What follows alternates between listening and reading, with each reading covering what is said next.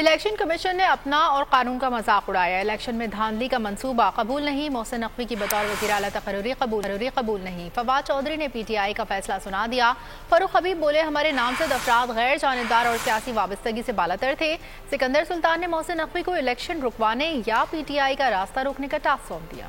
نقوی کی بطور نگران وزیر اعلیٰ پنجاب تقرری کو مسترد کرتے ہیں۔ یہ الیکشن کمیشن آف پاکستان نے کبھی پاکستان کو مایوس نہیں کیا۔ ہمیشہ نون لیگ کی اور پیپلز پارٹی کی سبسیڈری کے طور کے اوپر انہوں نے فیصلے سنائے ہیں۔ سلطان سکندر راجہ اور ان کے ہم نوا جو ہیں پہلے دن سے کہا جا رہا تھا محسن نقوی وزیر اعلیٰ ہوں گے، کیونکہ محسن نقوی کو یہ ٹاسک دیا گیا ہے یا تو پنجاب میں آپ الیکشن ہی نہیں ہونے دیں، اور اگر ہونے ہیں تو اتنی دھاندلی ہو کہ تحریک انصاف کا راستہ رک سکے۔ میں محسن نقوی کی تقرری کو ہم عدالتوں میں چیلنج کریں گے۔ یہ شخص جو ہے وہ غیر جانبدار نہیں ہے، یہ متنازع شخصیت ہے، اور یہ انتخابات کو شیڈول اناؤنس ہونے سے پہلے انتخابات میں دھاندلی کے لیے انہوں نے یہ تعیناتی کی ہے۔ الیکشن کمیشن اب ایک پارٹی بن کے سامنے آ گیا۔ الیکشن کمیشن کی جانبداری جو ہے وہ کھل کے سامنے آ گئی ہے۔ اس قسم کا وزیر اعلیٰ جب ہوگا، اس قسم کا نگران سیٹ اپ جب آئے گا تو انتخابات صاف اور شفاف نہیں ہو سکتے۔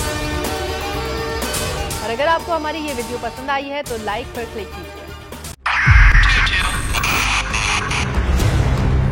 2022 بہت سارے تحفے بھی دیکھے گیا پاکستان کی عوام کو۔ پاکستان کی عوام کو ایک تحفہ یہ دیا کہ عوام کو پتہ چل گیا کہ پاکستان کا میڈیا کیا ہے۔